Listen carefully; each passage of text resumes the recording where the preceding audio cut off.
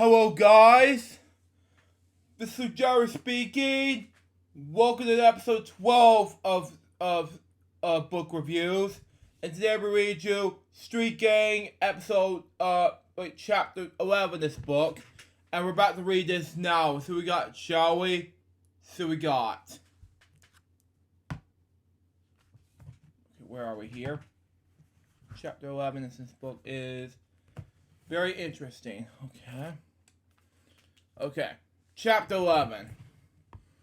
In the amazing summer of 1968, two items were with special events to the story of Sesame Street appear in the New York Times. Wow.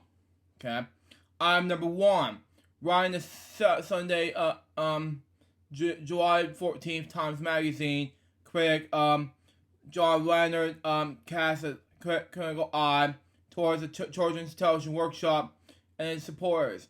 Any project surrounding the Phil Vaughn, what pronounce this word, Phil trophies of two private foundations and the government agency in suspect, he warned. Wow. Government agencies are permitted to exist only so long as they use hairsprays to attack or ravage social methods. Item number 2. In the July 31st Times, television beat reporter critic Jack Gold covered a press conference in the Captain Kangaroo studio at 229 West 53rd Street. There, CBS Senior Vice President Mike Dam announced that the Bank Street College of Education, a graduate school for teachers and guidance counselors, have been enlisted for Korea series elements of 10-minute educational segments for Kangaroo, new structure elements. Gilroy would encourage youngsters to learn more about themselves, the outside world, living and eating, and culture, clothing habits. Improvement of laboratory and speech patterns, elementary use of numbers, and the job organizations of family members, policemen, firemen, and doctors. Gold continued, Mr. Dan said that CBS hoped tests might be given the groups of preschool children who had not followed Captain Kangaroo to demonstrate in what ways the TV hour had contributed to preparation for formal education. Bank Street President Dr. John H. Namenhire, we pronounce it, and Bob Keeshan were asked if involved relationships with Captain Kangaroo did not bear marked responsible brands, we pronounce it, the inspirations of the recently announced Children's Television Workshop. Dr. Niemeyer included inducted in its discussion with the CBS had preceded announcement of the workshop plans. Mr. Keeshan noted that several members of its production group had joined the workshop staff. He said, if time conflicts could be avoided, his doubted if there could be too much TV programming, especially intended for preschoolers. However, the subject turned the remarkable way things just seem to work out. In the formative years of Sesame Street, Joan Cooney liked to quote E.B. White. White said, "If you like going to be in New York, be prepared to be lucky. If you're always prepared." Cooney said, "We took advantage of it when it came over the transom we did carefully plan, so we could have used the luck when it happened. We're always prepared to be lucky. That we able to lure Colonel Gisman and Stone back into the flow of children's television. Children's television were probably more attractable to her recurring abilities than their karma, but it was her good fortune that they were open to her pitch and available. Had it come to them before it or after the going moment, there not have been. Cooney said Children's Television Workshop have been a place where miracles have happened over and over again, and I count these hires among them. These three colleges were wildly unlike. Wow. Constitutionally, added to occasionally, we pronounce it, but they shared the initially quality of the hungry and quiet natives, and each of which are humble enough to admit that they actually knew little about children, beyond which is better in sense that told him. During the day's working with Captain Kangaroo, they have realized on instruction, solution common sense, and the essays on Bob Keeshan. Wow. Much more was expressed of them. Acquired, in fact, made they shaped Sesame Street in the actually 15 months leading into its launch. A glorious research and development period that no other children's show have ever enjoyed. Quite by accident, we each drift into our particular areas of interest. Said Stone, who is assumed responsibility to the show's writing, casting, and format, while Connells took charge of animation. In part because of his primarily with the end of the entertainment industry of New York and California. Gibbons became the chief liaison between the production group and the educational community, largely because of the affinity for translating the ancient language of the education research into plain English. Okay? In concert with Cooney, research director Ed Palmer, advisory board chairman Jerry Lesser, and the production team, and all zero in our certified lesson teaching goals for a show targeted 3 to 5 year olds. Phase. The Corporation for Public Broadcasting's chairman of the board said, I'm going to give you a piece of advice. Select 5 things that you know that you can teach teach them. Okay? Don't try to do more than that. So show you can something before you try. We can do anything. Lesser agreed. Let's be our asterisks on the most important things to teach, he said, suggesting that the show's support should attempt to get children to learn how to recognize the 26 letters of the alphabet, like the sound and shape and the train to realize the ABCs. The criticism would also strive the teach viewers how to count from 1 to 10, and likewise recognize each of those numbers and the sound and shape. If anything, we undershot. Next page. Our goals in the first year, Cooney recalled, but let me see, right page, good. it goes in the first year of going recall, okay? But Frank Face's advice was we can need to hear. It's cool enough.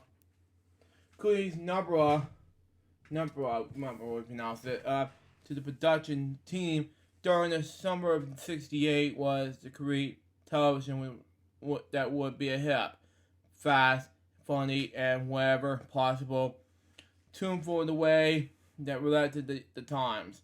Music was relevant to the whole period, Cooney said. She was recalled thinking, we can't get the interstate kids if we can't reflect what's going on.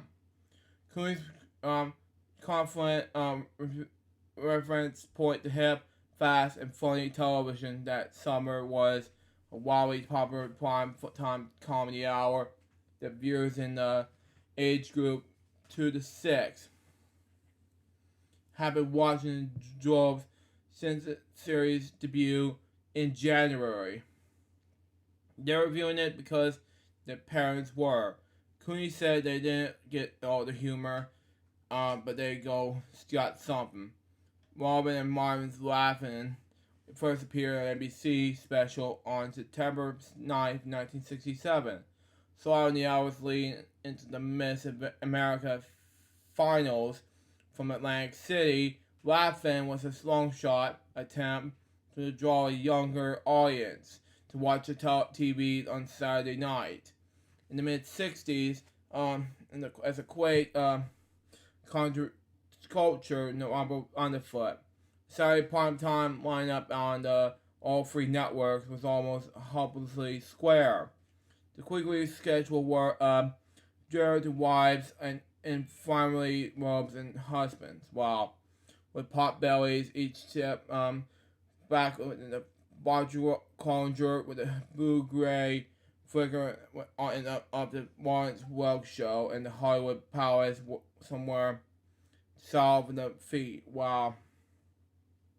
Laughing features some of the oldest comedy conventions known to man, playful puns, blackouts, recurring gags, even knock-knock jokes, but spawned them around in such a dizzying cerebral swirl that made it all seemed new again. Laughing, losing Granny's dangerous with its rapid pace, shaky stature, and pulsing beat.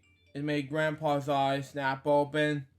All at the sight of Jim Racing Go Girls, not the least of whom was a giggling blonde bikini and unbloody paint, whose biggest gig before this one had been working as a dancer at the family style theater in around called Melodyland, just across the street from Disneyland. Wow. On a Sunday morning, after the Laughing special aired, worshippers on church steps and the less Devon and the donut shops were talking more about Miss Goldie Hawn than Miss America. NBC moved quickly to schedule Laughing and the Miss Season's replacement, which just as quickly became a Mohawk hit. And I heard a dog bark in the background. Where its rapid fireplace and freshness proved to be more the house Sesame Street would be directed and edited. Wow. Second to Laughing and buzzed in TV seasons and with NBC's Batman. Batman. But anyway. A goofy, spooky take on the Cape Crushers that drafted at once Shally crime fire that from Detective Comics and the strange pop art funny papers whose in the 1960s. Batman's enduring base appeal for the Sesame Street's production team did its ability to please two audiences simultaneously. Children saw it because the comic book come to life, complete with balloon projection power. Wow. Adults enjoy its camp sensibility, its visual reference, the art of Roy Tennyson and Andy Warhol, and its slinky villain. It's wow. More than one docent's boy caught scratch beaver from watching Julie Nelson's Catwoman. The female vanity. Better, wow. Most shows cause TV executives to recur what they thought they knew about the medium. For her part, Cooney understood the risk of trying to go head to head against big budget network programs.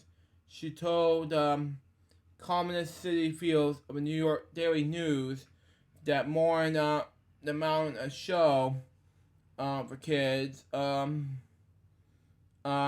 that could complete with the youthful programming suddenly appearing on commercial TV that would be tricky. Wow.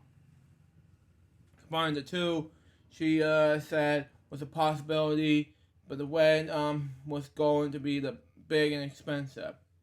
We had to be compare with the loud noise, mad music, and strong wine the kids were going to get on commercial shows. Plus, she had a half hour of Batman cost $90,000. Wow. Nevertheless, she said, I want Sesame Street to jump and move fast and feel the sound like 1969. Wow. Because kids are turned on visually. Wow.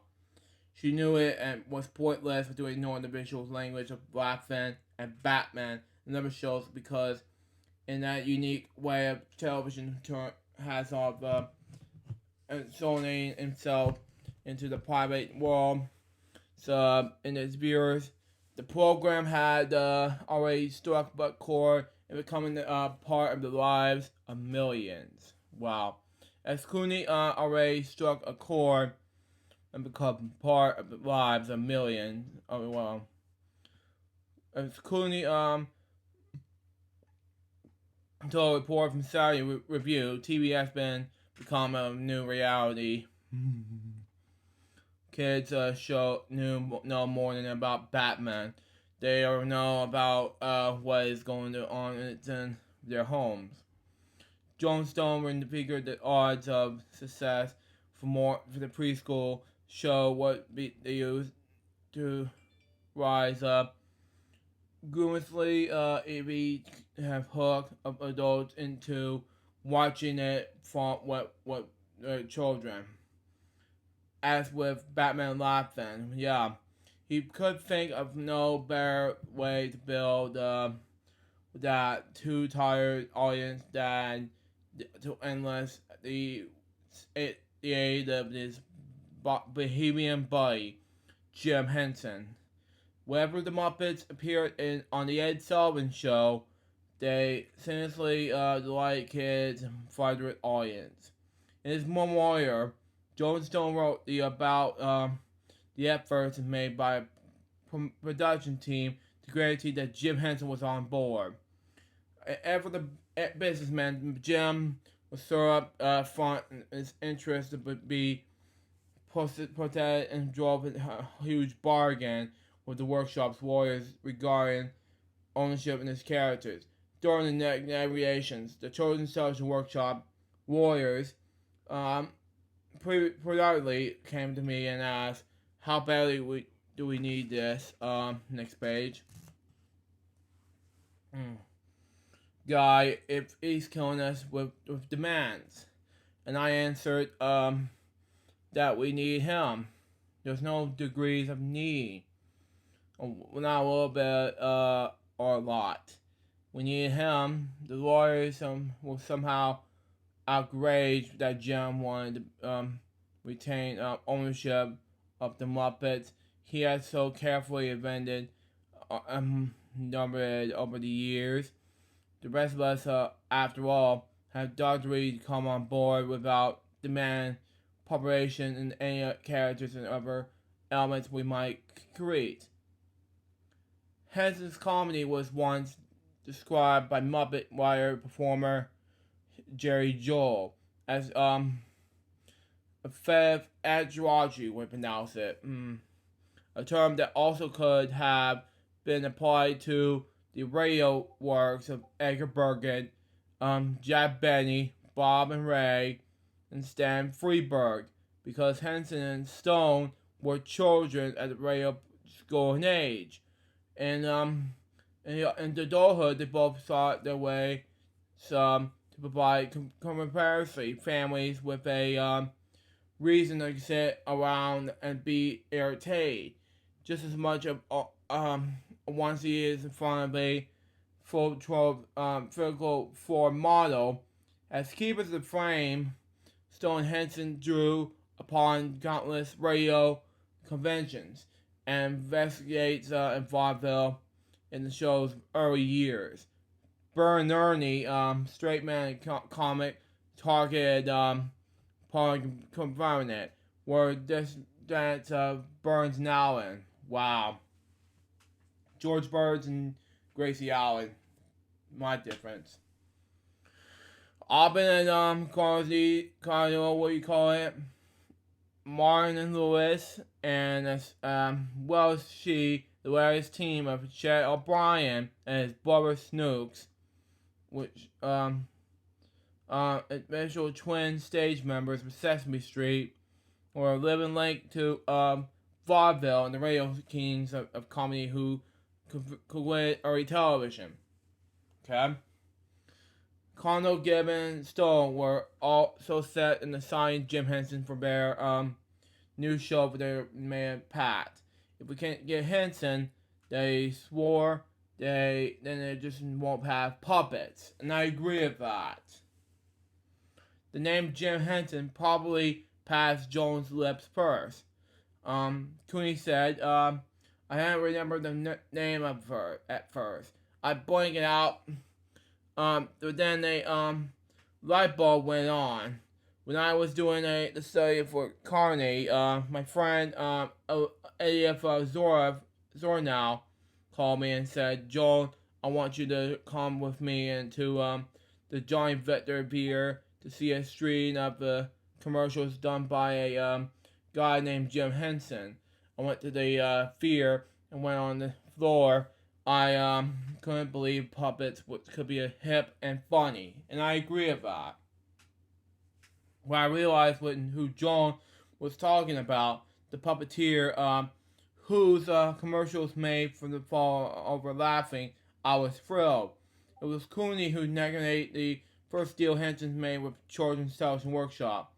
His commission request was modest by show business standards. Perhaps an recommendation, what you pronounce it, made it the fledgling non-profit enterprise.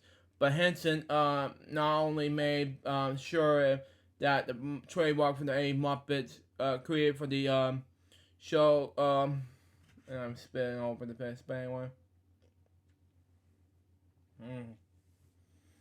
For the show, which would remain to this company. He also stated that a feature.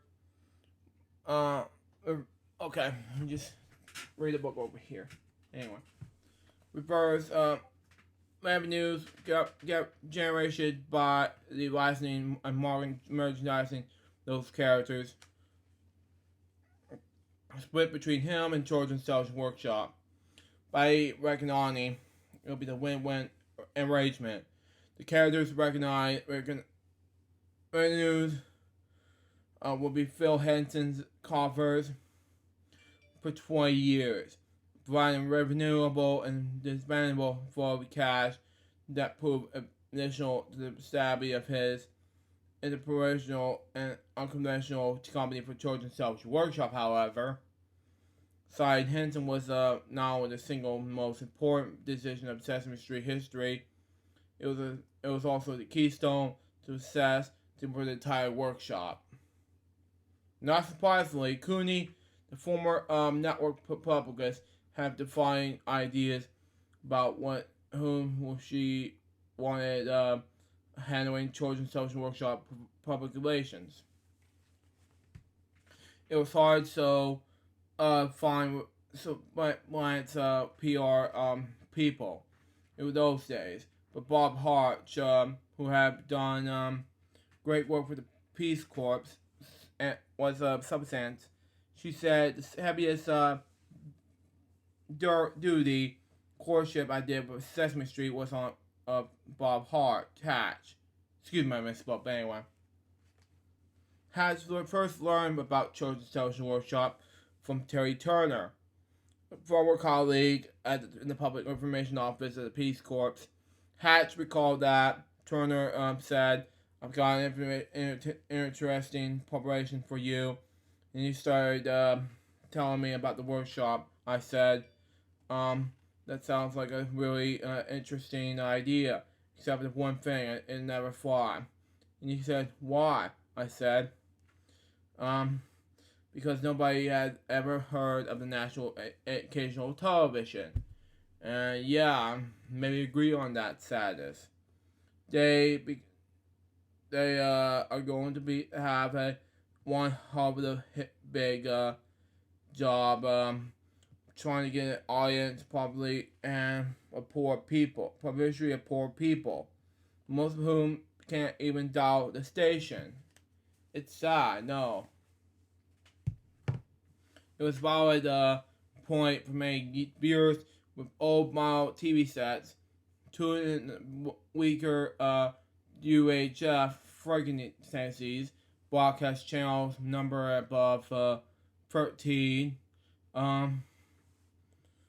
requiring an additional antenna and considerable fuss. Many of those stations were too small to have detonated BMS by A.C. Nelson, which meant the viewership fell below a minimum standard to be counted within the range. Wow. Hatch said. Terry called me back about a week or so later and said, "Would you be interested in taking on the job?" I said, "Oh, I don't know. That would I don't even know what I'll do next year. I have the 2-year leave of absence from Carl Bayer, Public Television Relations Agency, and I've spent a extra year at the Peace Corps. I was supposed to go back to Bayer the year before. They offered me a couple of accounts, but both of them kind of left me cold. So I managed to finish those instead of that one last year at the Peace Corps. But the Johnson administration was coming to a close, and I really didn't want to be around what could look to be the Nixon administration. So I had mentally packed my bags to leave at the end of a year. Wow. Next page. Anyway. The next person I heard from was Joan Cooney. Who was down to see in the Office of Education in May or June 1968. I had never seen the announcement of the workshop in the New York Times a month or two before, and I was impressed by the kind of ink that she got right off the bat. Excuse me, I misspoke. But anyway, it was obvious that she knew that what the levelers were. Okay, we pronounce it, but anyway. And how to pull them. And it was fun talking to her because she knew exactly what she wanted.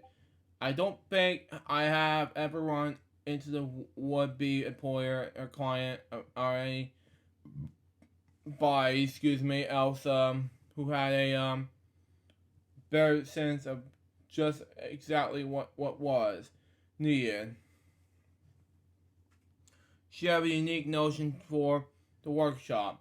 I think it may have even been partly because of Tim's experience working in the inner city, but also her own interest in reaching people in the inner city.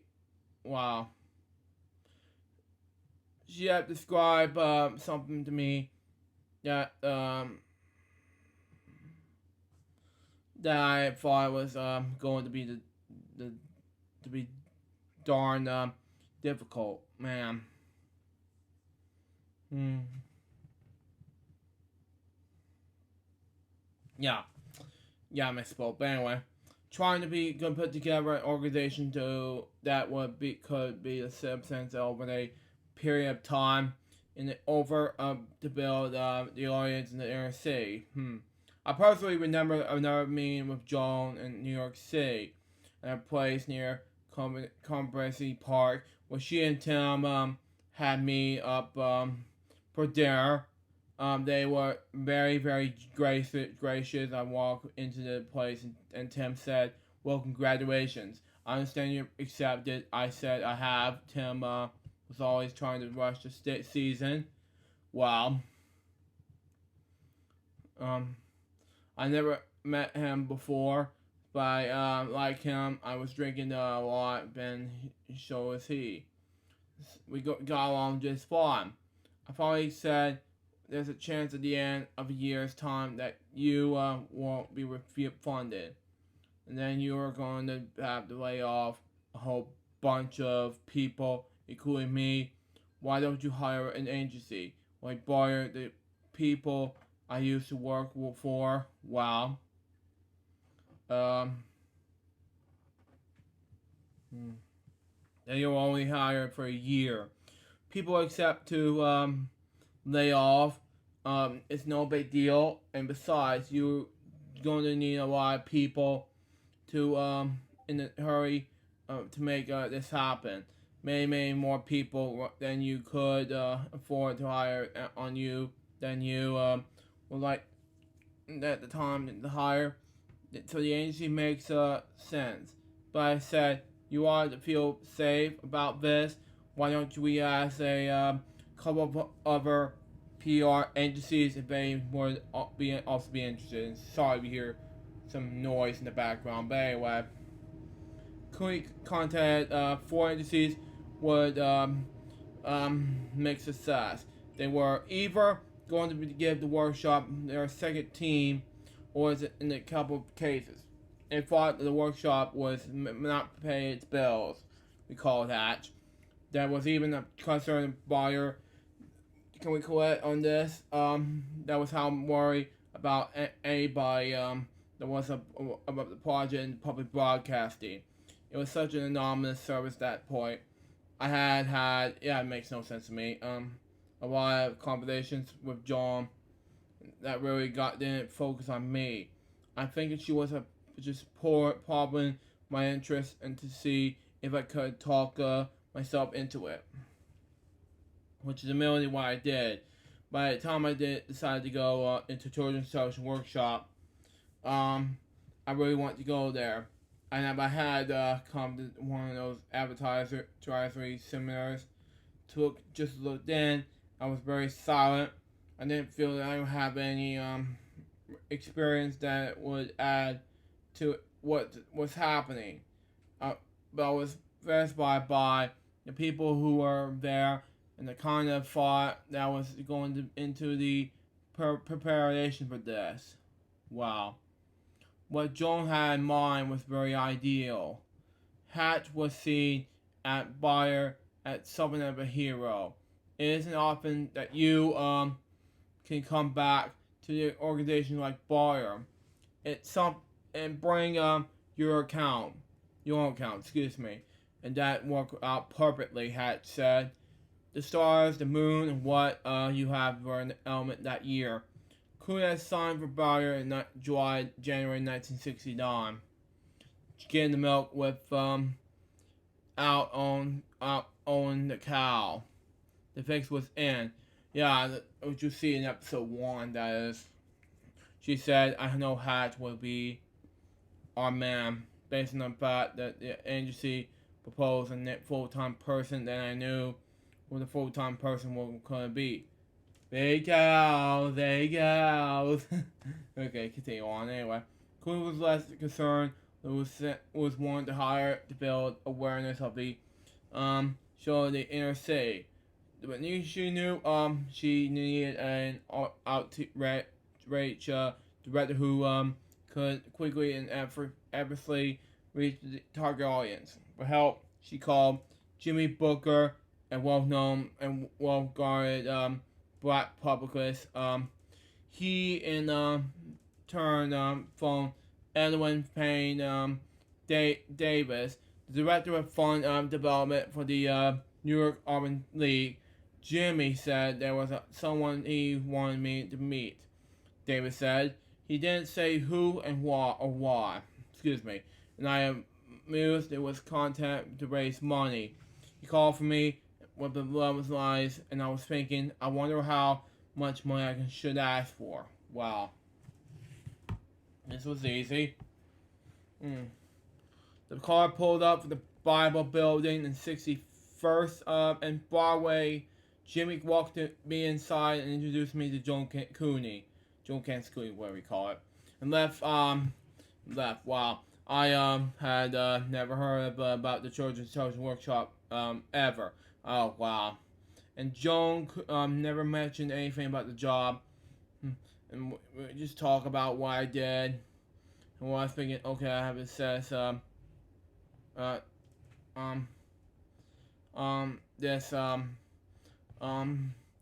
and then she see I am going to look for them for. I didn't know what she thought I thought we were talking about, and I didn't know what she's talking about at all. We had just had a nice conversation. We have a second meeting about 2 weeks later, and then that's when she offered me a job. I was stunned. I wasn't looking for one. Oh man. Yeah. Couldn't explain the importance of the black audience. My job, said Davis, would be the making sure how the black people watching. I remember Cooney said it was an organization job, and I said, what's the organization? She used it in the context of television. Since I didn't know anything about that, I didn't know what she meant. You mean getting the community involved in the organization? David asked. Yes, Cooney said. Well, I know how to do that. David said. Next page. Okay. Anyway. A week passed. Colin said, I thought I would like to try that, David said. With that, the inner city show was the first inner city Ms. Bassier. Wow. She proved remarkable, insinkable, and invisible. Yeah, sad. One of Joan Stone's first assignments with Jim Henson was to prepare a salesperson, a preview for the show that have yet to be developed. Jones Cooney intention to hit the role for Children's Television Workshop new assistant director Robert Davison. Visiting the top market in the country to argue programming managers in the public stations to pick up the show. I asked John and Jim so create something that had the Muppets talking about what we're going to do. Cooney said, I needed something responsive and convincing. Something that would move the schedule and so show at 9 a.m. They wanted to put it on the 8 because almost all of them were paid to local schools boards to air educational programming from 9 on. I went out to say to them, you can't put it on against Captain Kangaroo. We are not going to try to harm the only other decent conservative show on the air for kids, because little content with the show had been completed by the time the sales piece was taped in January 1969. Save this few primarily animation pieces. Stone Taxes was the milk weight met producing a baby picture from the embryo. Play the way you pronounce it. Sorry. Matters was at the show and the point had no name, no format, no setting, no nothing. Still, Stone was concerned of one thing. He wanted to move as far as from children's show conventions as possible. There will be no treasure house, no toy maker's workshop, no entertainment castle, no Duke Ranch, no circus to the underprivileged. The target audience these days seems to as foreground to the dark side of the room.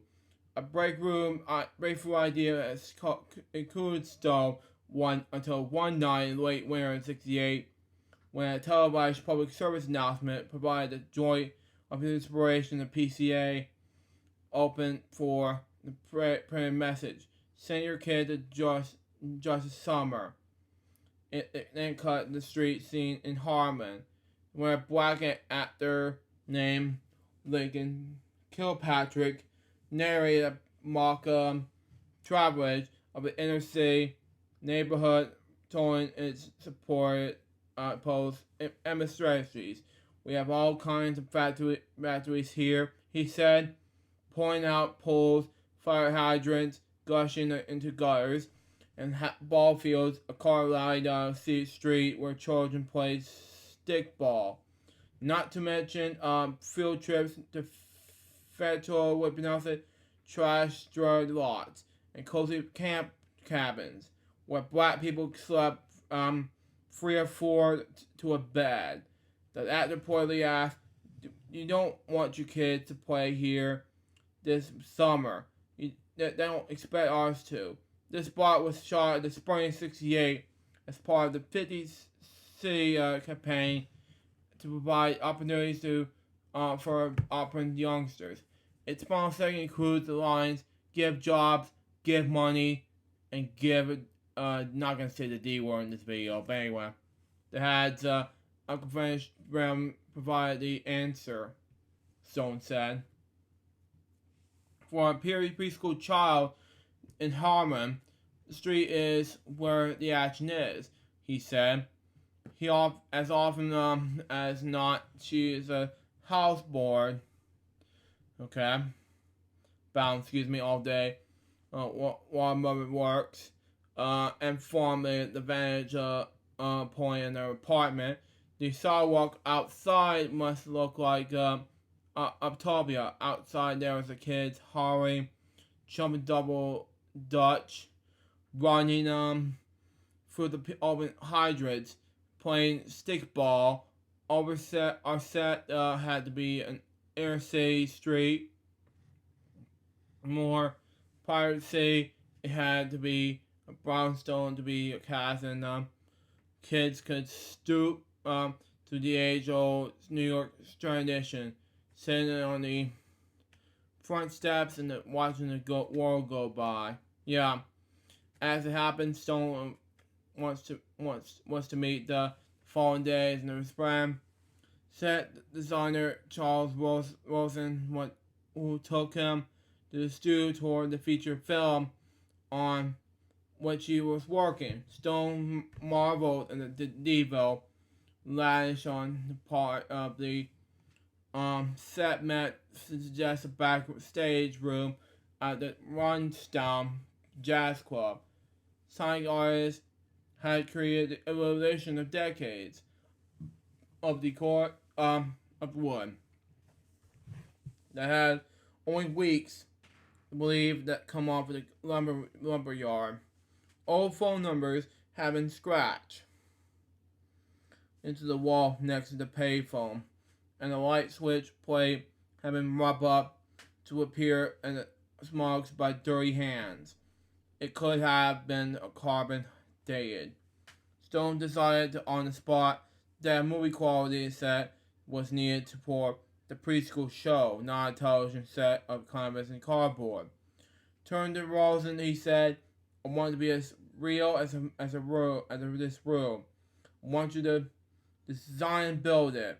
Within days, Walton was shot locations in and around Harmon, drawings and photography details neighborhoods not like the one displayed and then give again with the D word campaign ad. And so the happy home where burner pop up window ledges, grew up in the staging public service managers that were anything but funny. And as the client Brownstone at 123 Sesame Street, that Fox dwelling where until thousands of scenes have been shot. They may well have been inspired by an apartment building Walton sketch on Columbus Avenue. John Cooney recalled the day Stone presented his vision of the Julia bomb set. Joe and I turned several shades brighter than usual when he first told me about it. Wow. I made an appointment to see her, Stone recalled, and I didn't need to work up any inhibition. I went to show her that there were the right set, the right characters, the right situation that my thoughts just bubble out. When I finished my pitch and sat with their waiting the response, John, God bless her, remained true to the racial fair positive leadership I recall. Next page, anyone?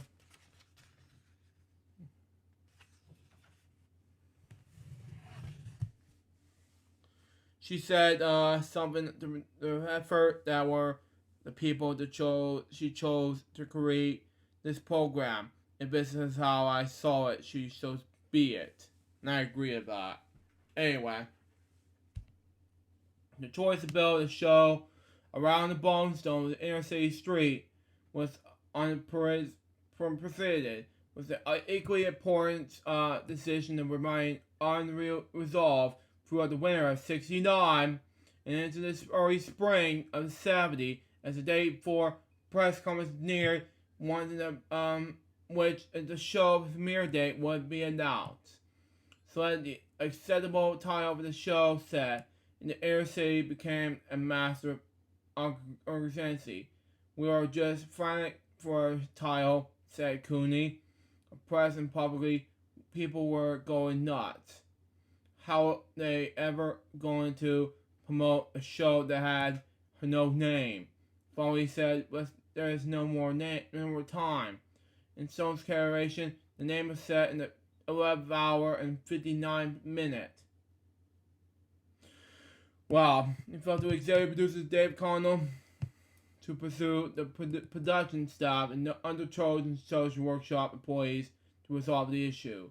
He asked if each member of the Children's Social Workshop team to generate a list of 20 names, using the Brownstone inspiration.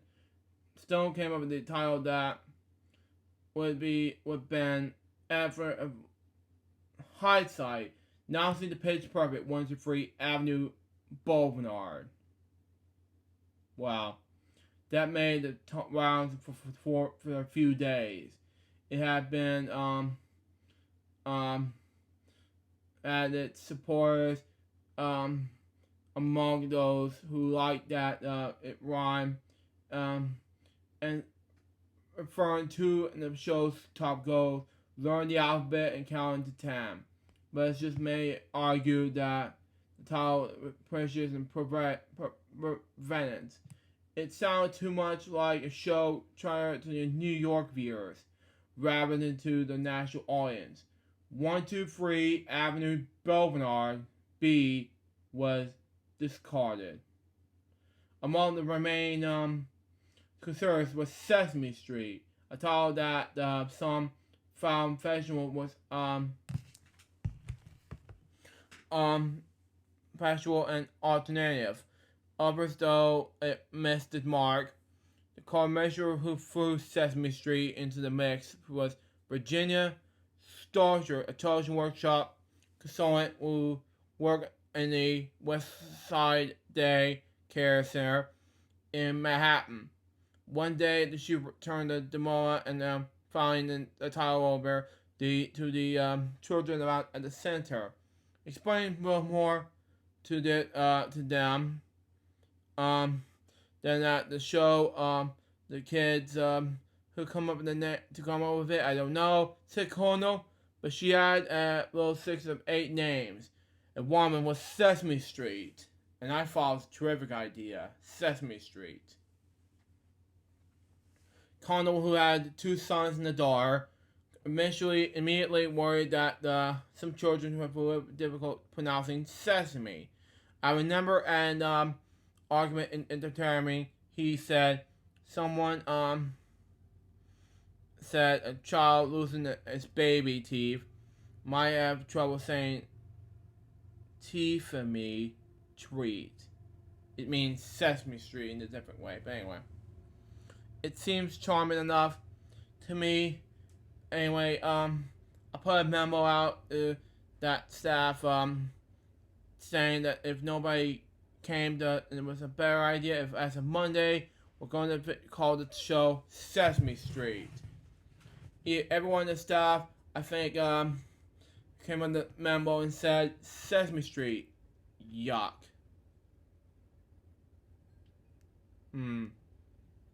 Even behind the walls in Children's Television Workshop, the title was unpopular.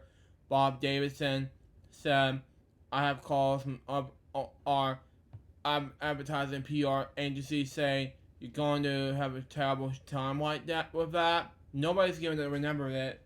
It's so too many case eases. I was very much against it, said Stone. I thought it was too cute, and thought it looked like should be pronounced sesame. Same. It's pronounced sesame. But anyway. It was a obscure word. It was a mean so far out of opening sesame and opening doors. Lavere was possessed and housed, and no one managed to trump Virginia Sol's suggestion. And that was her idea, and I was thinking it was a terrific idea. Continue. Somehow we decided that Sesame Street was at least bad, Cooney said. And I think it was a good idea, and I agree with Cooney at this point. Sam Gooden, the world's scholar, once offered the profoundly observation of the origins of Sesame Street. Alcohol, properly responsible for the success of anything else. Indeed, the paradox of Sesame Street, regarding and simultaneously, we pronounce it, drank together as ours. Wow. Sometimes at the Tarvin, other times as someone's apartment. One regular haunt was to be the welcoming dramatic of Tom Weldon. Well, gathering place with thirsty wires, musician actors. We would drift in someone between 6 or 7 at midnight. And it seemed there was always 8 or 10 or 15 of us engaged beers and jokes and ideas and sipping vodka and laughing till at all hours. Wow, Joan Stone said, whatever you pronounce it, but anyway. You can come early, leave late, or come late and stay all night. People join the group after the theater, whoever performers and audiences, and the conversation of the selling and Max Mange was conventionally changing. Joe Rapalzo, a friend of Weldon's from his undergraduate days of Harvard, was frequently dropped in. In the time, Rosbo and the monastery drummer friend, Danny Hempson, were part of the house band for the daily show at Channel 5 in New York, hosted by Stretch Henderson. pronounced by Stitch in Lilo and Stitch series, but that's just me. Weldon was a senior at Harvard, working as a student writing performed hasty punch where he met freshman Rob Poso from Sesame Street. We learned right away he was a Northway musician. We used him in the show under Mew's name. As freshmen, we were incapable to participate in the annual bursary, we pronounce it. Initially, we became friends, and when I got out of the army, when I was leaving New York, I visited him at Boston. He was married with a child, doing 3 jobs, and at once to making a living. Needed seen $250 a week. Once when he was totally out for work, he was listed as a application as conductor. Wow. Unemployment people offered her a job in the trolley cars. Wow. I finally said to him, a piano player always works in New York. There are needed at auditions and dance rehearsals. There are so many clubs, and you could play lounge piano and sing. We have some extra rooms in our apartment. Why don't you stay with us and look around? Bring the family down. Disagree on that, but bring the family down part. But anyway, Paul accepted the offer, and fortune saw him smile. A talented composer friend named Sam Pauly had just taken it when he thought would be a 1-month thing as musical director of the theater production called The Mad Show, a revue based on the Mad magazine. He thought it was going to fall flat in this. I'm not gonna say the A word. Because it was going to be a disaster with previews, but it got fixed in the final week of the previews, and became a huge hit. Sam, however, wanted out, and gave the job to Joe, who had only been in town for 2 weeks. Suddenly, he had been making $700 a week. Wow. From then on, he just sailed. Raposo quickly gained establishment in Manhattan as a kind and industrious showman marginals. On this one hand, it was a classically trained pianist who never failed to point out that he had studied with Navia Boulanger in Paris. The influential composer conductor whose pupils included Philip Glass, Virgil Thompson, and Quincy Jones. On the other hand, Poser was a Spanish publicist who received the 10-pit band Ollie Ragtime, Broadway, and stands the American Songbook. There's a band Chopin Showbiz, Joe's Many Things. Stone said he was an eccentric gift composer and songwriter, and a remarkably fatally pianist. But Raposo was a curious, complex, spacey man. Wisely, entering a room with a flourish, he embarrassed friends and colleagues, even the ones who seemed unhuggable. Oh, this is sad, no. He can entertain like nobody's business. Dropping down onto the piano stool at the party and filling the rooms with music that was subtorious and sharp harmonious, we pronounce it. At his best moments, he was interestable. Wow.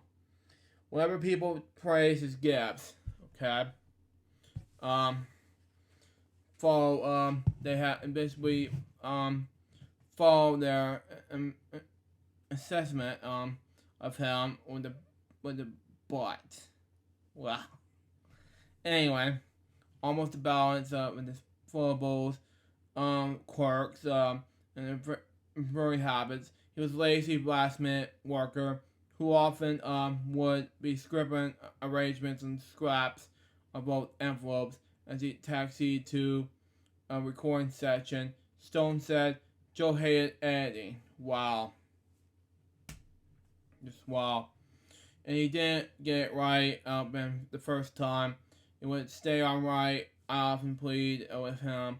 Then it just the slightest additional effort. Silent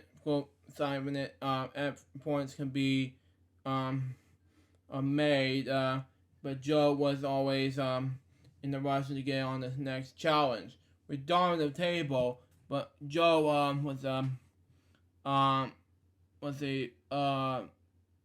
was most talented. Wow, and further charming, lazy, poetic, and oh yeah, redoubtable. Excuse me. Joe's the most talented, incredible, charming, lazy, poetic, and unpredictable genius I ever happy fortune to work with. Wow. Proposal, who had quickest temper, could be pretty iconic, and referring Charlotte greedy and ungracious to on the rest. He could be the Marnie, the famous progress. Somebody said to me that when you are with Joe, you are the very best and only friend in the world until you make someone anybody else. Rowan said.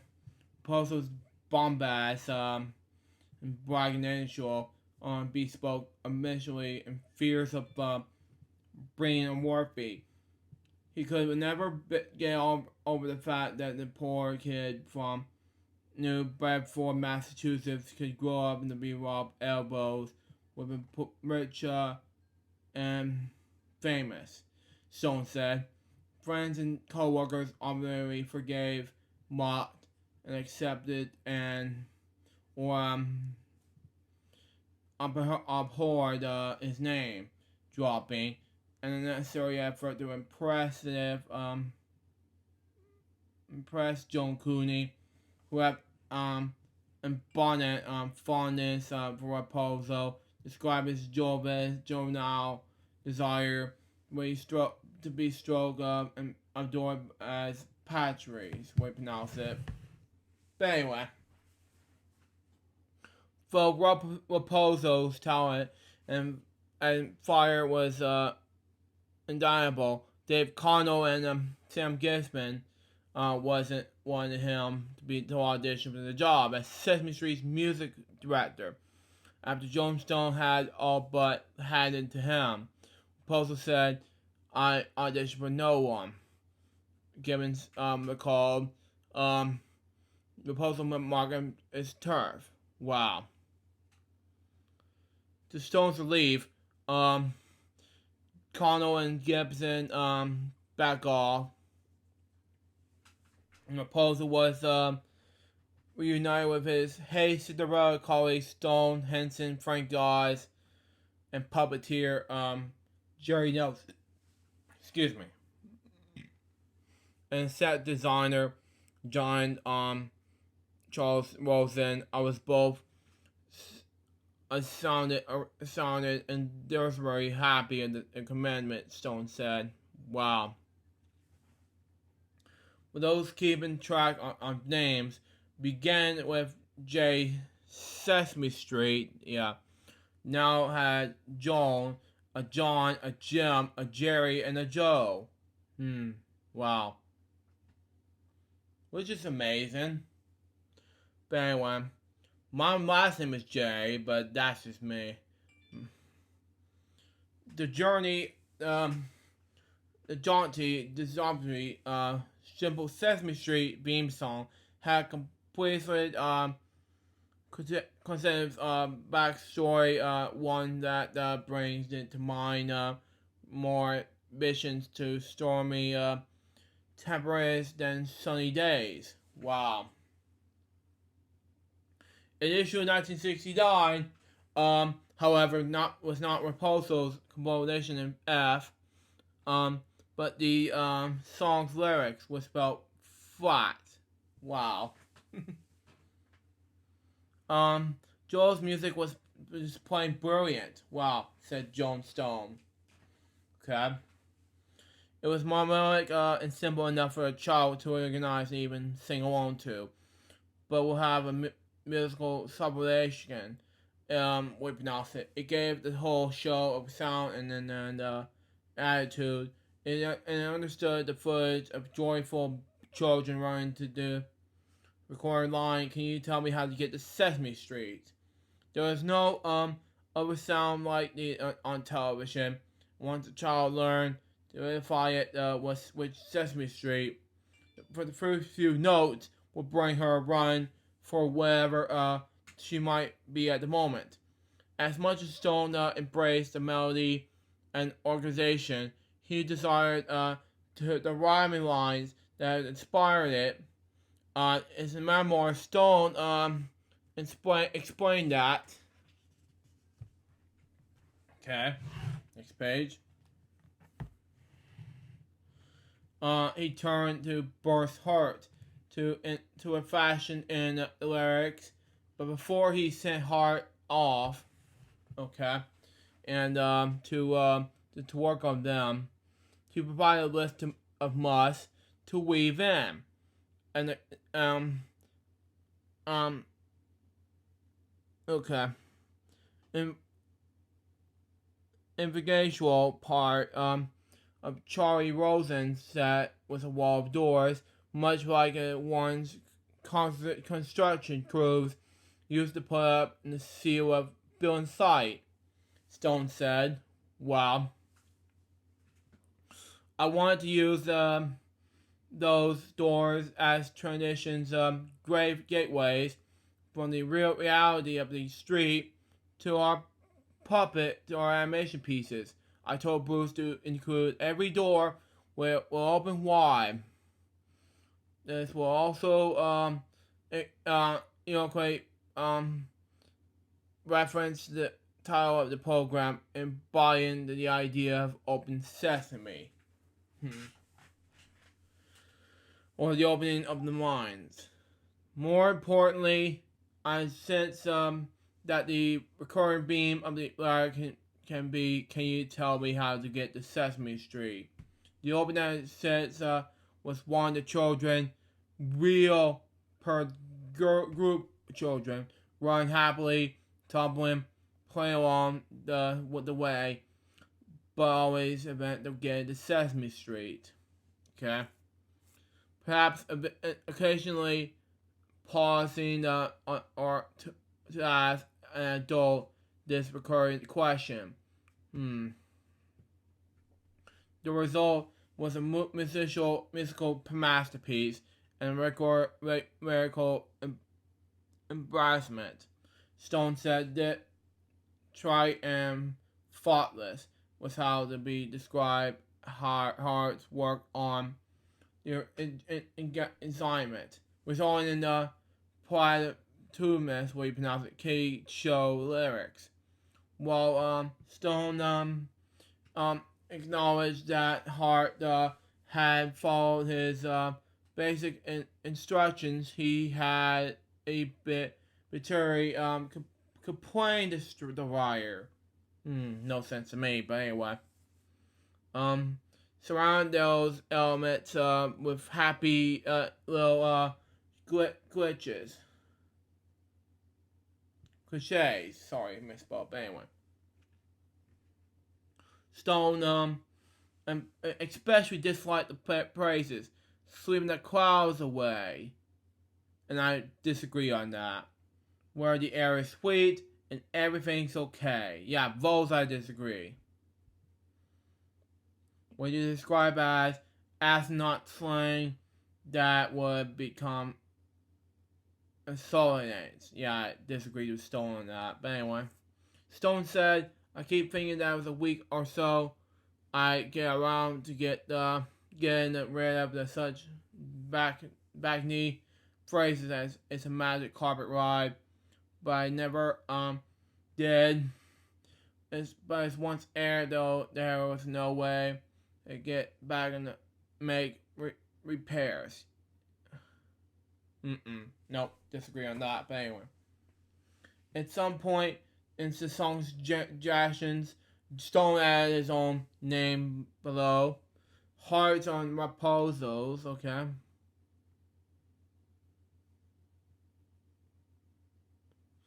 Um, Original music composition paper.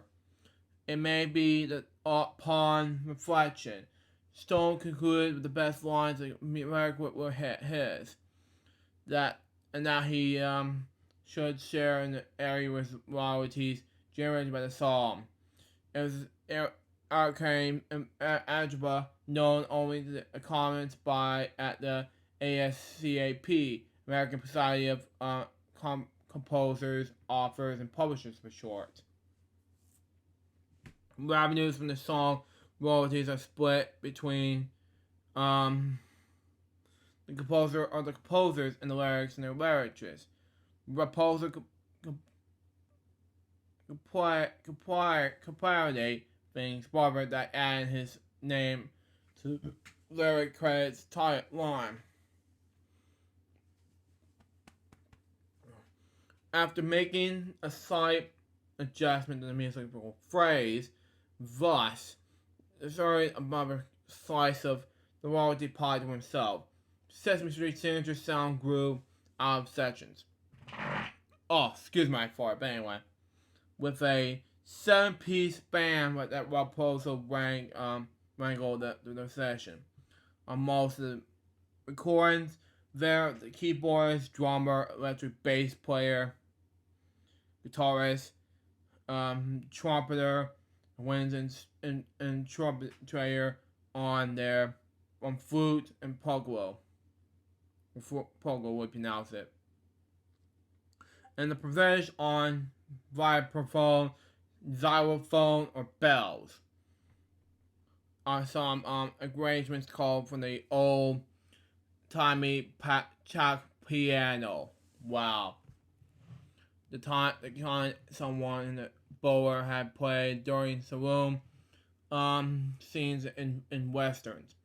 On the day the initial recording the opening and closing themes, Pozo should ask permission absent a product of the Jaguar controversy and the newly installed music connoisseur Sesame Street to find a harmonica player to have a strolling demonstration of closing. Wow.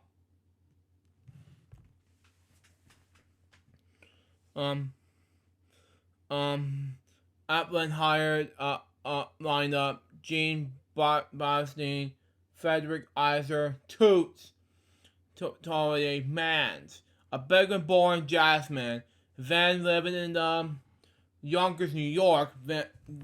Vellemans, who had emerged in the United States in 1952, who is an internationally regarded guitarist and charming harmonicist who had toured Europe when Benny Goodman and performed with Charlie Parker's All Stars within outfit called It Was Grateful to the section work, even at $30 an hour.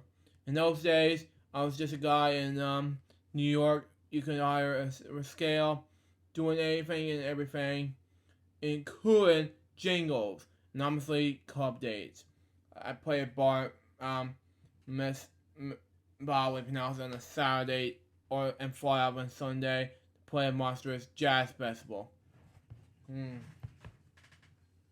The session lasted less than 90 minutes, from rehearsal to completed tracks. A recorded session with Joe was an on-the-fly, off-the-cuff experience. John Stone said, He would circle the room, addressing each of the musicians in turn, saying to Bobby Crenshaw, the bass player, give the musician a turn, saying to Bob, give me the kind of boom tiki saw, doom tiki saw. Then to Jimmy Mitchell on guitar, why don't you try it on banjo this time? It's so crazy, it might work. That might, whatever always playing in mind, and nearly always the result was just what he wanted. Wow. This is especially true with Sesame's opening V. The following sound in the first two measures came from an Emerson's experiment.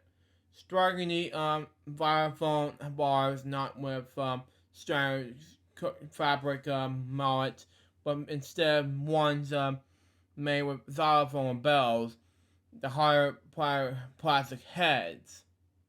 Wow. Robinson loved it. And he had his own touch in the mirth and modernity by choosing an electric keyboard. The band Robinson Fenner Rhodes over acoustic piano. A mixed choir of children singing as unable to join in on the first beat of the first measure. They were called the Wee Willie Winter Singers. Apton said, just a group of kids, 6, 7, 8-year-olds, rounded up the movie's winner agency. They too worked their scale. Through the years, the theme became a siren song for preschoolers and a source of the endorsement for Furmans. Wow. Who in the age of 86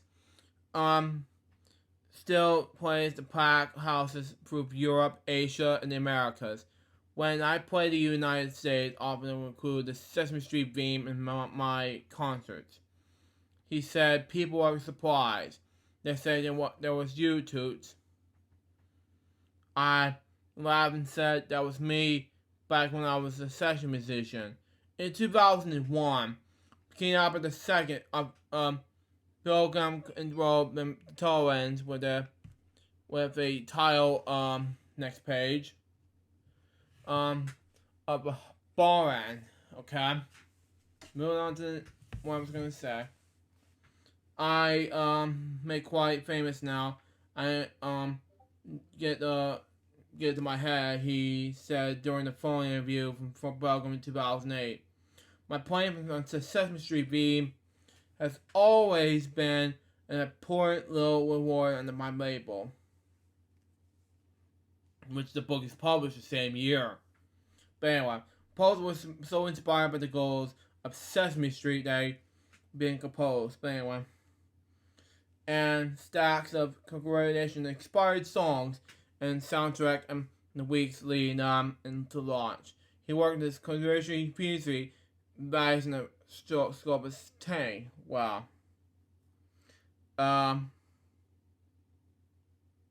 Excuse me. His new form became songs of the alphabet. You name the letters. He sang the 5 minutes. Well, instead of Apton. For Big Bird, Robso wrote a bouncy tune in 6/8 time that turned all 26 consonants and vowels into our mostly practicing word.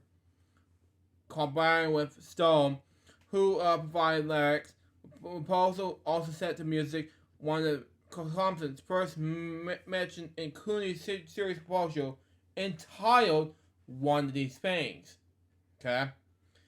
It asked children to ask a group of items: a banana, an orange, an apple, and a shoe, for instance. Here's an example for one thing, okay? An iPad, a cup, a TV right over here, and a mouse. And you can't give, that's why you can't give a cup, as I mentioned, like for example. That's why I was telling you about in the book. So the book review. That's one example. But let's continue on. and an image which is not fit. The coalition task, it went like this. And here's why I'm me singing it, by the way. One of these things is not like the others. One of these things just doesn't belong. Can you tell which things is not like the others by the time I finish my song? Yup. It was before I finished my song in the first episode, but that's just me. Anyway, viewers were given an 8-measure interlude to answer the musical question. The song was then resumed. Okay? Can you guess which thing is not like the others? Can you guess which thing? I mean, whatever that means. Can you guess real hard with all your might? If you guess this thing, pointing, for example. Like this one, okay? It's not like the others, then you're absolutely right. Anyway, in the early days of production, nobody got the Sesame Street faster or better than Rapunzel. For a good while, he might have been America's most educational entertainer. Okay? Jim Henson earned his stripes as an entertaining entertainer, as well, veteran well beyond puppetry. From the moment he signed on, and Jim channeled his huge creative input into our projects. Henson produced a series of short live-action animation films to sell numbers. Wow. A catalog of work that producers that use the Marmio to connect and reinforce the live-action content, and had Rapunzel headed Henson roles to the challenge of translating and sometimes enchant Arant's goals into a fans and pleasure viewing. Okay. He would work in the entire weekend and come in film on a Monday. While Henson's oldest son, Brian Henson, now co-chief executive producer of the Jim Henson Company in Los Angeles, which is okay. He would do all the soundtracks and film with the Moog Cynator that he set up back in his workshop. Was his first privately owned Moogs available with the size of the Ford excluding only van. Wow. From the small animation studio built within the workshop, Henson, Frank Oz, and designer Don Salim adopted the stop-action techniques using an array of media, including cut paper, pastels, and clay. For the number of the commercials, which is cool enough. 1 to 10. It was easy enough. Perhaps best remember are the compilation live action and animation pieces. They began with counting from 1 to 10, then counting down back to 1, but built a slapstick finale. A stuntman named dressed as Baker carrying a number of desserts would sing out 5 chocolate cream pies before tumbling down a flight of stairs. Henson provided the voice of the prideful prom pastry chef. Yeah. More suitable and creative was a film in which 2 young boys play in the sandbox. Wow.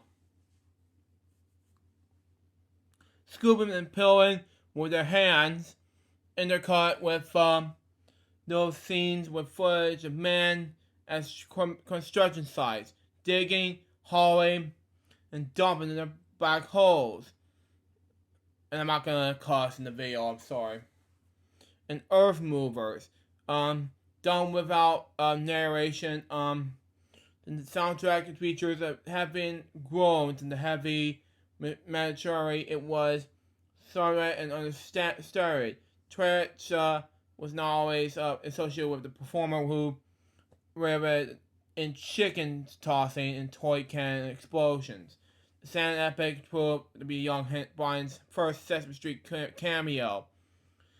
I worked two full days on that, and throughout, my dad explained to me what it meant to be a professional during the shoot.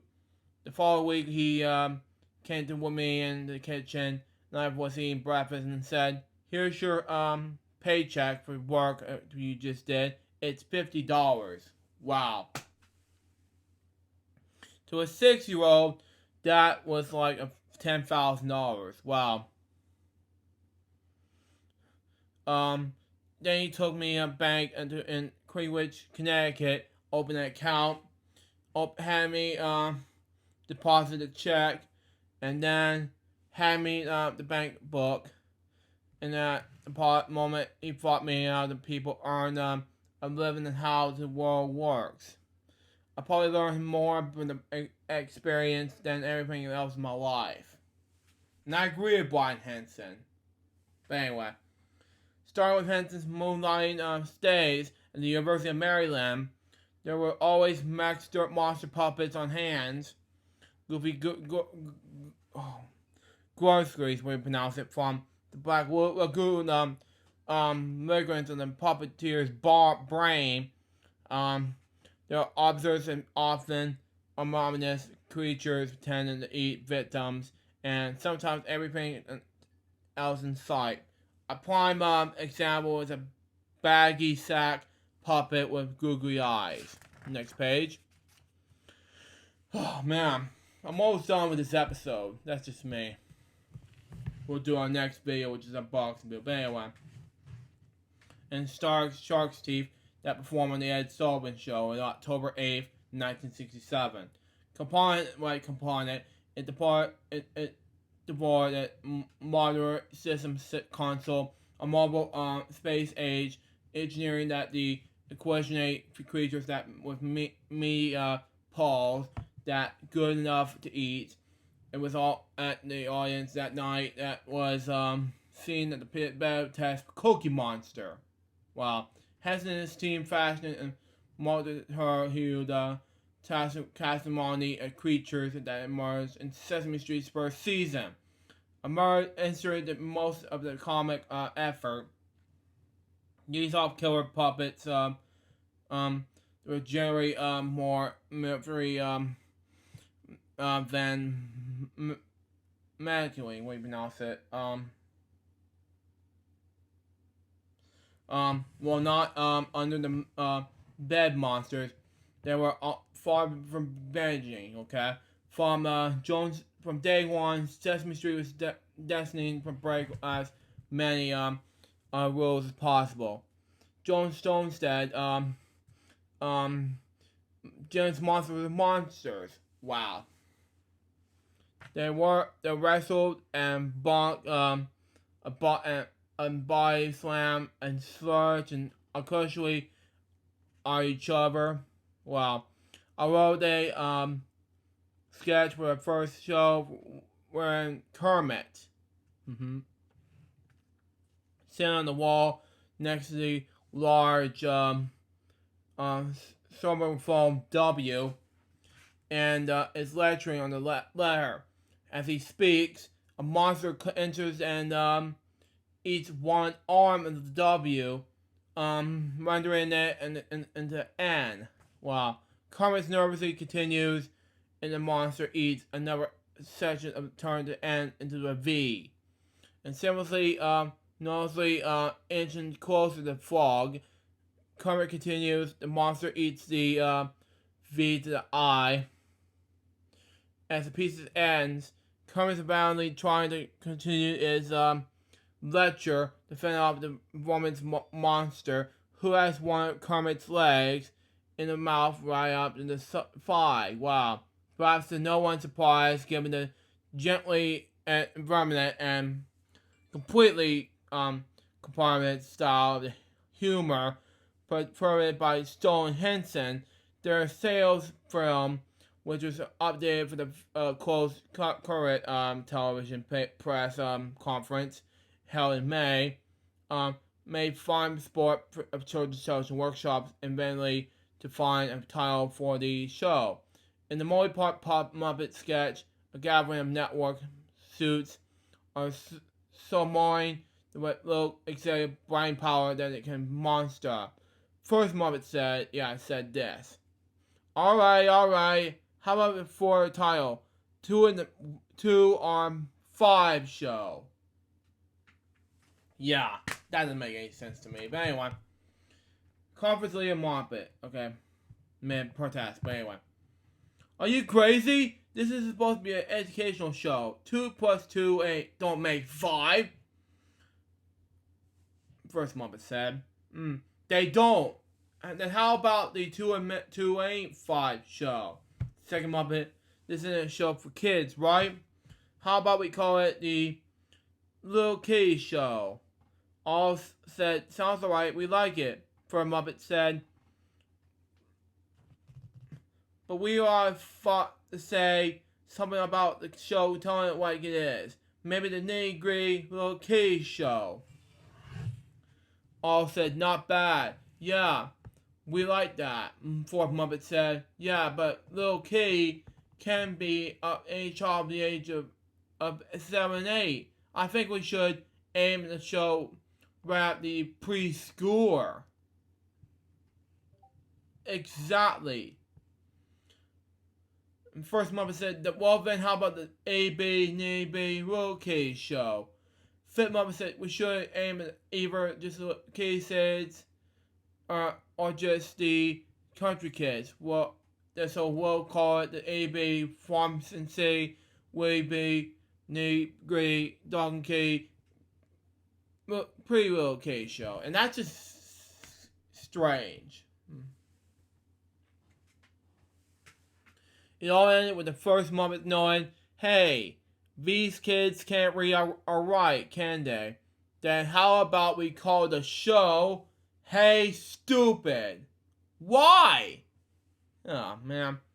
Some 8 public television stations across the country were hooked in the press conference to announce the title Sesame Street, provide a sneak peek in the contest. Reaction was almost briefly in torment with a few exceptions. In the May 7th news story, headline reached TV program seeks youngest. New York Times explained, Sesame Street is named to reflect the balance between fantasy and the real life educational, open a new window. Balance between the fantasy and the real life educational, open a new window. Need for preschool youngsters. Progressively members of minority groups in the inner cores of the big cities that the shows hopes to achieve. On the same day, the Chicago's Daily News reported a group of Muppets, puppets created by Jim Henson, will be springboards for much of the active Sesame Street. A city street where the candy store and building action on Sesame Street, building targeted for the demolition for the chief landmarks. Call for fence of old doors surrounded for the demolition site will be the Semitic gateway of the New World. Sesame Street hopes to open it for preschoolers. San Francisco Chronicle TV critic Terrence O'Flaherty spoke for the Maury where he rejected what he saw of Sesame Street with a column dated August 28th, 1970, which is sad. 12 million youngsters are in jeopardy for foolish great strayers deeply lied with on grammar racial Madison Avenue, Garshin. If children learn from Garshin, we're all in trouble, he claimed the letter J word should be junk, Garshin, and Jabberwocky. That's just sad. So that was chapter 11 in this book. Man, if all you ever get this this out this book, so that's just me. The serial thing out of the book. But anyway, what do I think about chapter 11? It was amazing. I wanted to finish up 3 more chapters of the book right after I get done with this unboxing video. But anyways, guys, that was episode 12 of Book Reviews. Hope you enjoy it. Stay tuned for the next one, which is going to be an unboxing video from my main channel. Till next time, it's LukeJ62895's. Goodbye. Peace out, baby. Get more videos, guys, very soon. Till then, jump out. See ya.